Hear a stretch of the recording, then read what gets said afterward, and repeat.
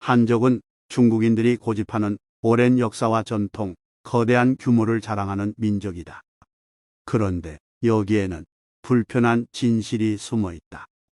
중국에 원래 한족은 없었다.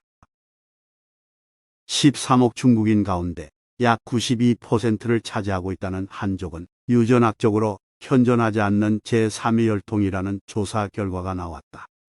한족은 혈통 개념이 아니라 문화적인 개념이라는 통설이 학술 연구로 밝혀졌다는 점에서 더욱 이목을 끌게 한다. 과거 중국에서 중원 지역의 범주에 포함되었던 허난성과 장수성, 서부 및 안의 성서 북부 지역에 살았던 사람 정도가 중원 사람으로 간주될 수 있으며 이들이 비교적 순수한 한족이라고 규정한다. 하지만 그것도 지금으로부터 2~3천년 전인 상나라와 주나라 시기에서만 타당했을 뿐 이미 춘추 전국 시기의 진나라만 해도 그 민족은 융족으로서 소수 민족이었다. 따라서 한족은 과거 한 시기의 지역적 구분에 해당될 뿐 특정한 정의를 지닌 민족으로 볼 수 없다. 다만 현재 중국 남부 지역에 거주하는 소수의 객가족은 고어를 사용하는 등 당시 중원 사람들의 문화 전통을 순수하게 계승하고 있고 그들의 풍속에도 고대 한족의 흔적이 남아있다. 그러나 그들 역시 현재 소수 집단으로만 존재하고 있을 뿐이다. 그리하여 이들 객가족은 비록 소수에 불과하지만 엘리트 한족의 명맥을 잇고 있다고 해도 지나친 말이 아니다.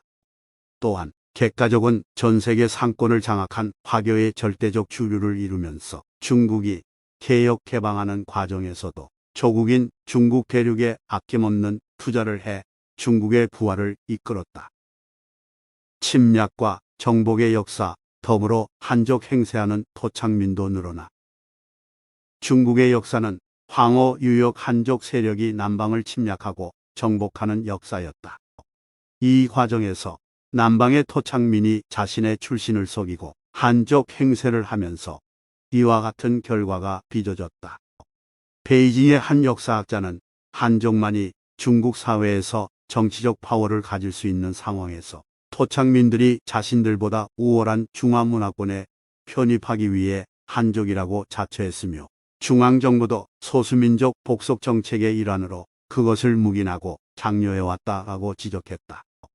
한편 이들 위장 한족 외에도 한족과 소수민족 간의 결혼으로 인해 태어난 후손 가운데 절대 다수가 소수민족으로 남기를 포기하고 사회생활에 유리한 한족을 선택한 것도 한족이 늘어난 주요한 요인으로 꼽힌다.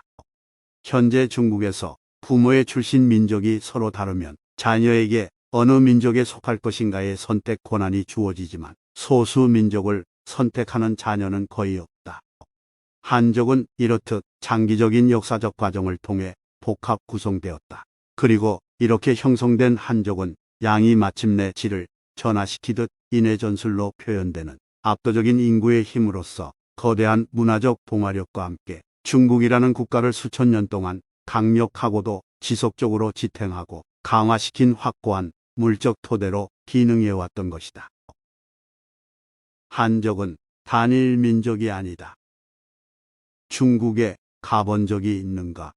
가본다면 알 수 있을 것이다. 중국의 남쪽과 북쪽 사람은 다른 국가의 사람처럼 보인다.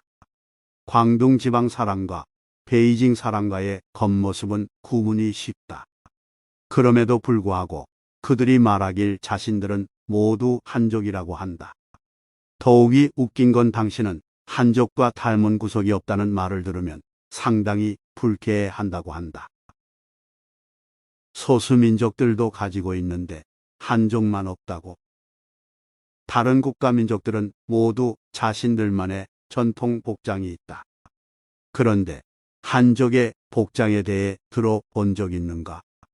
있다면 중산복, 인민복이라고 불리는 모택동 시절에 만든 옷이 있긴 하다. 하지만 그 복장의 역사는 70년 남짓이다. 중국의 역사 5천년 중 고작 70년의 역사는 너무 미비한 수준이다. 또한 한족을 제외한 55개의 소수민족들 역시 자신들만의 민족 복장을 가지고 있다. 복장뿐만 아니라 음식을 봐도 알 수 있다.